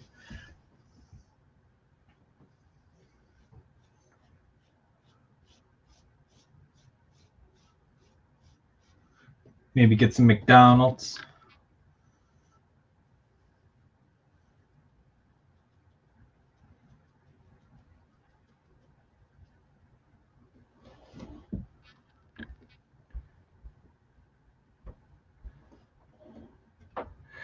Yeah, I mean, I know how to read the lights, which is fine. And I don't know how much patience they will have for waiting. So I kind of hope that there's, I don't have to wait too long. But I know that's a risk. It's a risk I'm willing to take to see if there's any trains out there.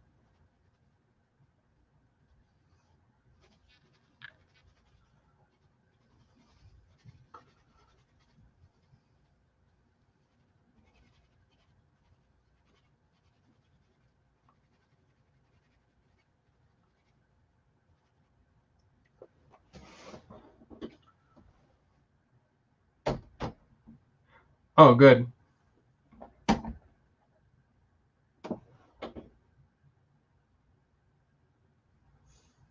Okay, yeah, for sure. For Perth Rail fan, here you go. Where is it? There we go. There's my email there. You can always reach out to me on that, need be.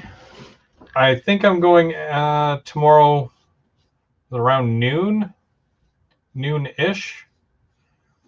Basically, it's a drop the wife at work and then kind of have the rest of the day with the kids. So wanted to take them out to go see some trains, and they're all excited. So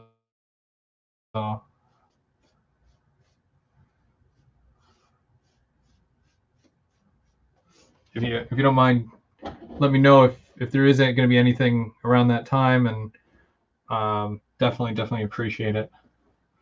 Definitely saves me from standing around. And normally Bubs and I will go or whatever, and then like he has a scanner, so it basically tells us when the train is coming, which is very, very handy.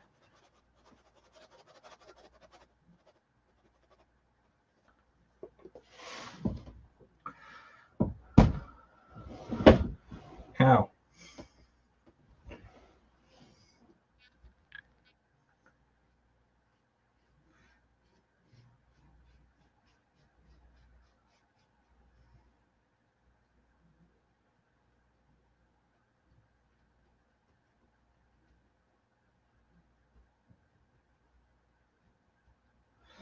So I don't know if I can get you guys in here for a closer look.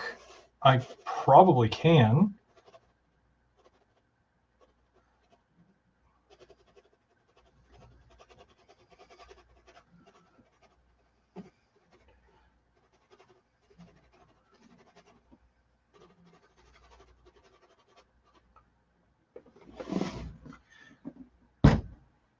But I'm gonna see what I can do here. Give me 2 seconds. Just cleaning this off here.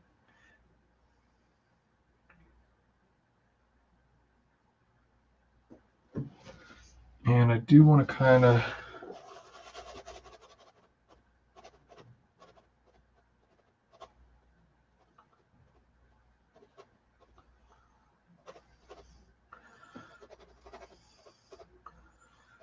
just go a little bit more on this side.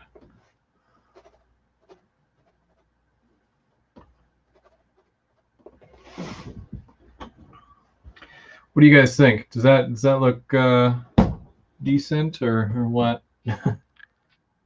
I'm just kind of eyeballing this.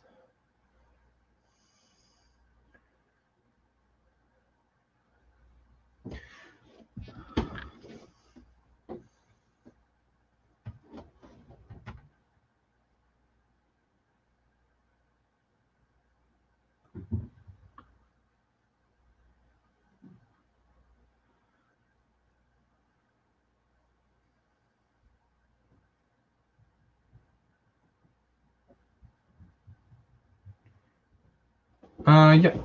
Well, here, I'll do this. I'll switch camera because I can actually move this camera. Here we go.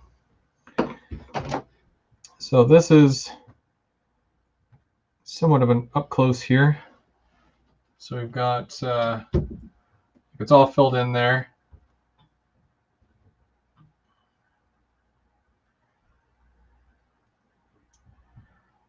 I find that putting the grass down too also helps hold it in place. Like it doesn't, like the ballast parts all along here don't get like flung way out here, right?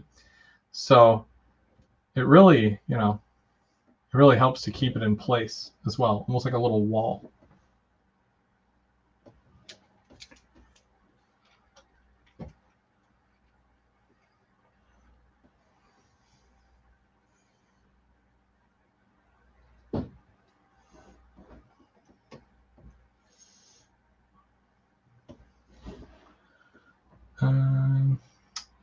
Now it's gonna do.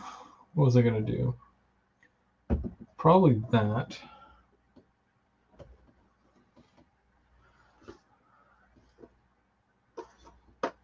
This is something else I was going to do here. This is the medium, which is just straight gray, right? It's like a.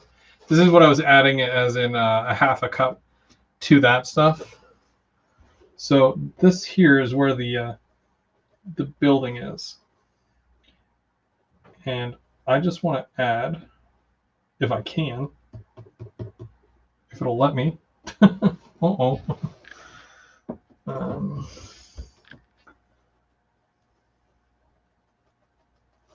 Come on.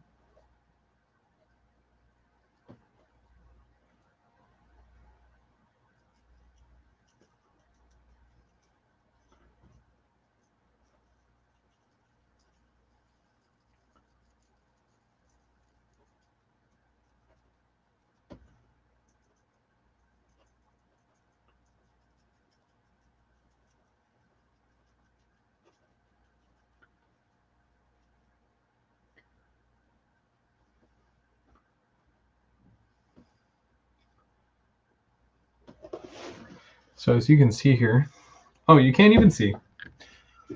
Well, that's not fair. Bam. Okay. Or is the other way better? Maybe you can see better this way. No. Let's go back.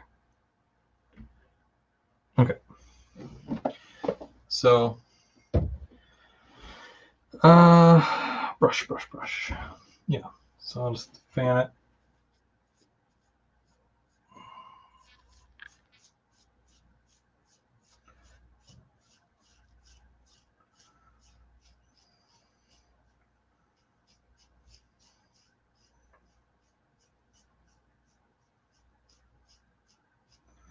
And I'll put the house on here.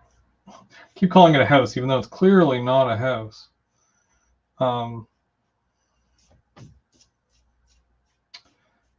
Utility building. I'll put the utility building here, and then you guys can see if I can reach it. Oh god. Okay. Oh, I didn't know I could bend that way.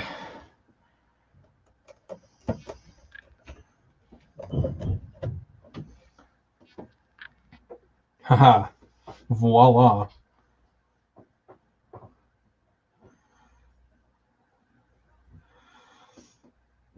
So I need to go around the whole building with that, though. Otherwise, it's just, you know.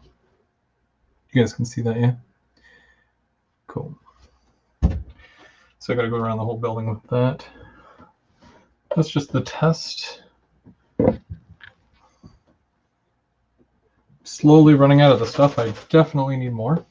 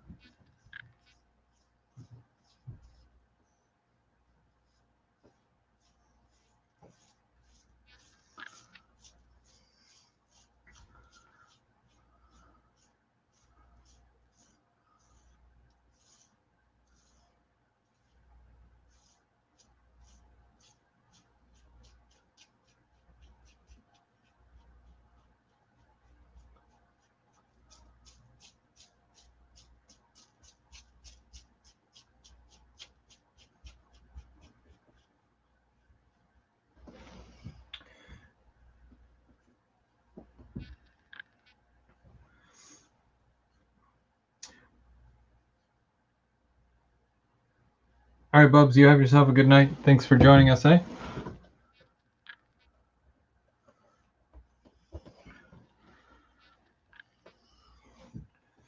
Okay, so for this side here, a little different. I'm going to go ahead and I'm going to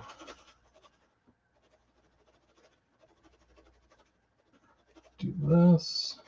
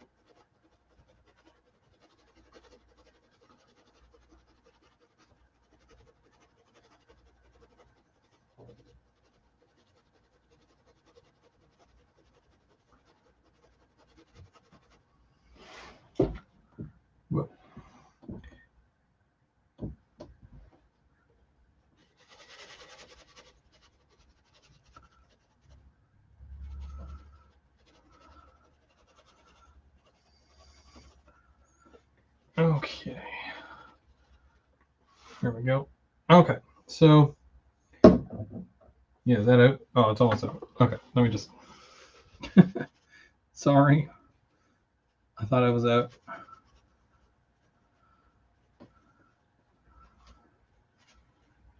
There's a nail.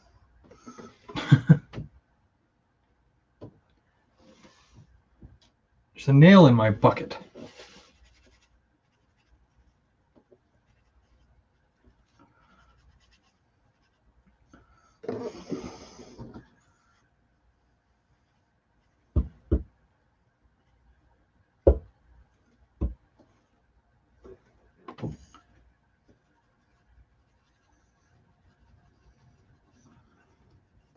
Okay, there we go. All right, all out. So I'm just going to show you that,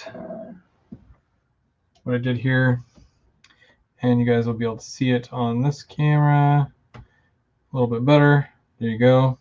So I'm not too worried about down here yet, but I will bring this back a little bit, because that's where the yard ladder starts, right in there. And that's where I've stopped with my mainline ballast. But as you can see, I'll just kind of looking up the track there, besides the tape, which I can probably remove now, I guess.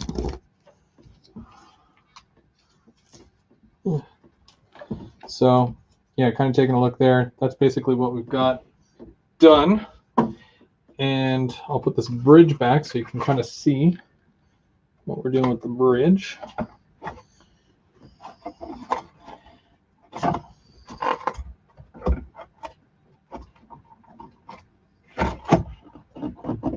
Here we go.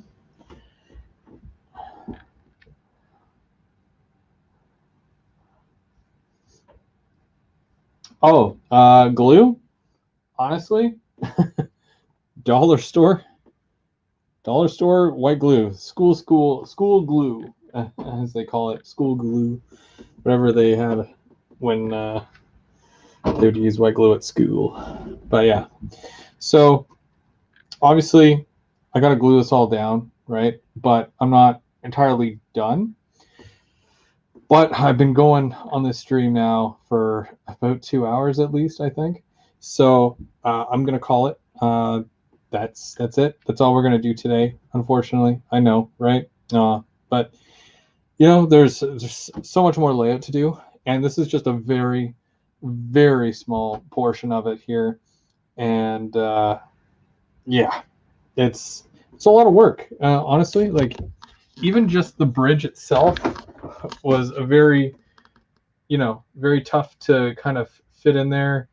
And then, of course, with my helix being like right here, I don't want it to look like it's just there, so it's actually part of the landscape. It's part of the layout. And that's a big part of this here that I'm trying to achieve. So hopefully 205. Oh, okay. Yeah, that's not too bad. Probably the longest stream I've done in a while, but yeah, so we got all this done. It's not all, like all the grass is done. I didn't even get to use the Static King yet, but I'll wait and I'll do a video specifically with the Static King, just so you guys can see it in action, see it working, and then you guys can decide for yourselves whether it is worth the $100 and some odd that it cost. But yeah, thank you everybody for coming by and hanging out and talking trains with me. Whoa, there I am. I wasn't on camera too much today, so yeah, it's just a chill day. So almost done. Almost done. And like I'm out of ballast now, one of them anyways, and I have so much more stuff, so much more that way to go. I have a full yard here. I still need switches for. Switch machines are on the way, and track is on the way. So much stuff. It's never ending, guys. It's crazy. But I definitely couldn't do it without your support. So thank you so much. Thank you very much for watching and commenting and cheering me on this entire time, because it's very, very tedious. So I'm Govir Go Home, and again, join us next week for third rail Thursdays. Third Rail Thursdays, every Thursday. Next week we're on Eminem Rails' channel, and I don't know what he has in store, but it's always a good time when Mark is at the wheel. So tune in for that, and then come back here in 2 weeks for GVO After Dark, Season 3, Episode 1. We're on Season 3 already. It's nuts. I've got this really awesome interview lined up, and I can't wait to share it with all you guys. So stay tuned. If you're following on social media, then you will find out a couple of days before everyone else to whom I will be interviewing. So yeah, follow along. So for now, I've got a train to catch. It's a ballast train, and maybe the sleepy train as well, because I'm tired. So yeah. Have a good night, guys. Thanks again.